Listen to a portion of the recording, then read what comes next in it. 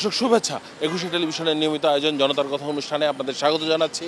আমি আসিফ সুমিত। আপনারা জানেন সমসাময়িক ইস্যুতে সাধারণ মানুষের মতামত তুলে ধরতে আমাদের এই আয়োজন। আমাদের প্রত্যাশা দেশের শক্তিশালী গণতন্ত্র, আমরা চাই সরকারকে সহায়তা করতে।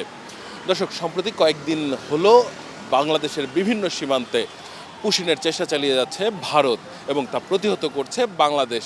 এমন পরিস্থিতিতে প্রতিবেশী দেশ ভারতের কাছ থেকে কেমন আচরণ প্রত্যাশা করেন সাধারণ মানুষ এবং একই সঙ্গে সরকার কী ধরনের ভূমিকা রাখতে পারে জানবো সাধারণ মানুষের কাছ থেকে।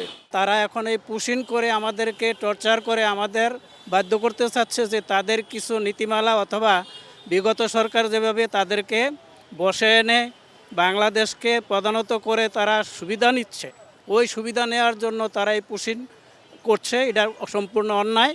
যদি আমাদের নাগরিক ভারতে থাকে, দুই দেশের মধ্যে চুক্তি আছে যে কিভাবে তাদেরকে আদান প্রদান করবে। যদি ভারত বন্ধুসুলভভাবে করে তাইলে ওই নিয়ম অনুযায়ী পুশিন না করে তাদেরকে বিনিময় করা উচিত।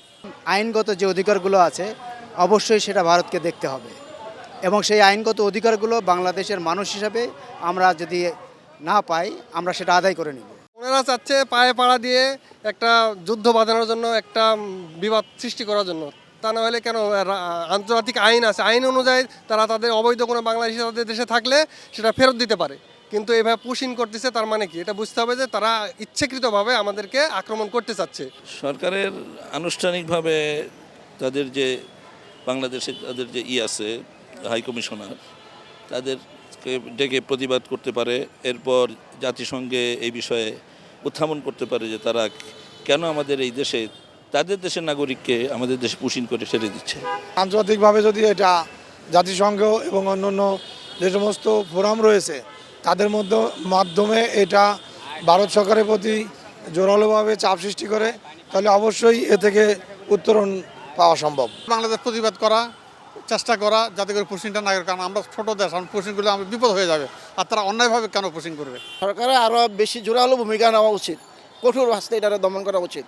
কারণ এরা আমাদেরকে যেভাবে শাসন করতেছে সীমান্তে, আমরা এটা মোটেই চাই না।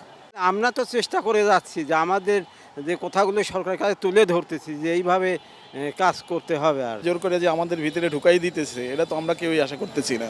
এই সুযোগটা ফেসিবাদ আমলে বেশি ছিল, সেটা ধারাবাহিকতা বিভিন্নভাবেই এখন বর্তমানে আরও পুশিং কীভাবে বিভিন্নভাবেই ভিতরে ঢোকানোর জন্য বাংলাদেশকে চেষ্টা করতেছে, কিন্তু আমাদের বাংলাদেশের বিজিএফ এটাকে সর্বোচ্চ চেষ্টা করতেছে প্রতিহত করার জন্য। দর্শক, আপনারা শুনছিলেন সাধারণ মানুষের প্রতিক্রিয়া। সাধারণ মানুষ কিন্তু তাদের ভাবনাগুলো অসাধারণ, তাদের চিন্তা অনেক সূক্ষ্ম ও গভীর। দর্শক, জনতার কথা দেখতে প্রতি শনি, রবি, মঙ্গল এবং বুধবার চোখ রাখুন ২১শে টেলিভিশনে। সঙ্গে থাকবো আমি আসিফ সুমিত।